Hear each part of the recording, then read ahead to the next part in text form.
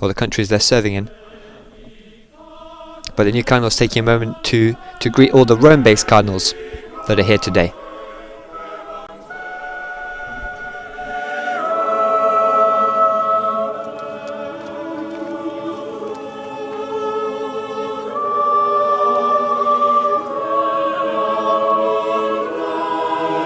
I mentioned that this is an ordinary consistory.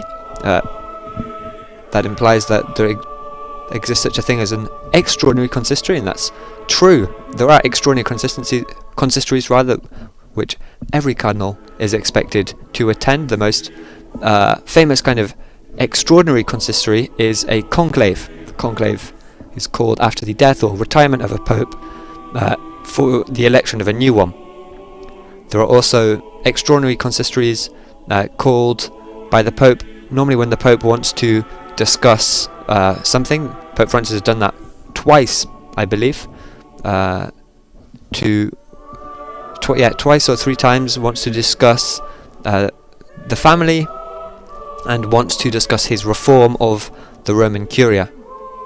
And these extraordinary consistories are occasions for all the cardinals to come together, to discuss, to work things out.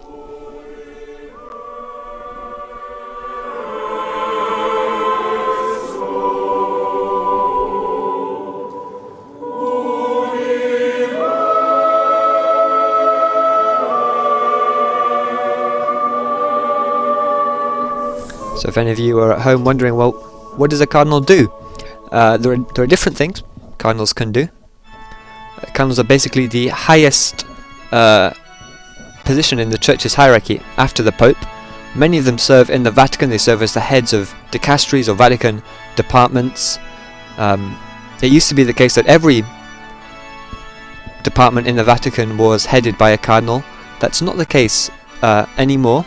So my dicastery, actually the dicastery for communication, is headed by a layman, by Paolo Ruffini, an Italian journalist. But it remains the case that most of the most important jobs in the Vatican are headed by cardinals, but not all of them. And also not all cardinals, as I was saying, are based in Rome. You can find cardinals all over the world, often in charge of important dioceses, but not always. And one of the hallmarks of Pope Francis's papacy actually has been he's not picked just the heads of really major dioceses to be cardinals, as was more common before him, but he's picked sometimes people who are not archbishops. They're not even sometimes particularly well known. An example of that is he was well known, but he wasn't even a bishop. Father Timothy Radcliffe, we saw earlier, not dressed in the same way as the other cardinals. He's chosen to remain a priest. It would be normal to be ordained a bishop if you weren't already a bishop before becoming a cardinal, but he wanted to remain a priest, and he's been allowed to do that.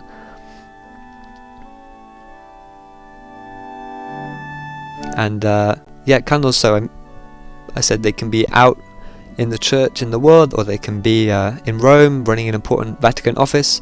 Another task that cardinals are often called to do is to be an envoy for the Pope. So if there's somewhere that the Pope doesn't want to go or can't go for whatever reason, but he'll often send an envoy to represent him.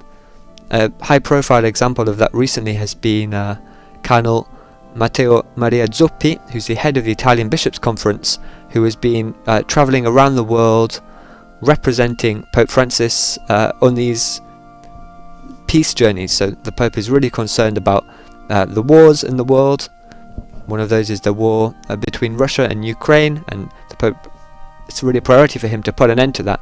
And so Cardinal Zuppi, who I mentioned, has on the Pope's behalf travelled to Kiev in Ukraine. He's travelled to Moscow in Russia. He's travelled to Washington DC, and he's travelled to Beijing. And in each of those places he's gone as the Pope's messenger of peace. He's met with government representatives, normally quite high-level government representatives, to discuss paths towards peace, to stress that the Church is available to negotiate if that's something that the various parties in the conflict would find useful. And so that's just one example of a task that a cardinal could be called upon to perform. This idea of being a papal envoy is quite common, but it's most cardinals will never be asked to do something like that. So as I was saying, there are a variety of jobs that they could do. For those of you following via radio, all the cardinals have now received the biretta, they've received the ring, they've received the papal bull, and they're making the rounds of all the other cardinals here and greeting them. There are quite a lot of cardinals, which is why it's still going on. I don't know exactly how many of the College of Cardinals are based in Rome, but there's a fair amount here, and so the new cardinals are still going around greeting them, doing the classic Italian kiss on both cheeks, and taking a moment to say hi to each of their now fellow cardinals here in Rome today. And as I was saying, it's not just the cardinals that are here. There are in total over 5,000 people. That's the estimate. The basilica is very full, with well-wishers, with family, with friends, with journalists, with representatives also from the governments of the countries that these cardinals belong to. So it's often seen by foreign governments as quite a big moment, when particularly perhaps countries that don't expect to have cardinals, and so there are often government representatives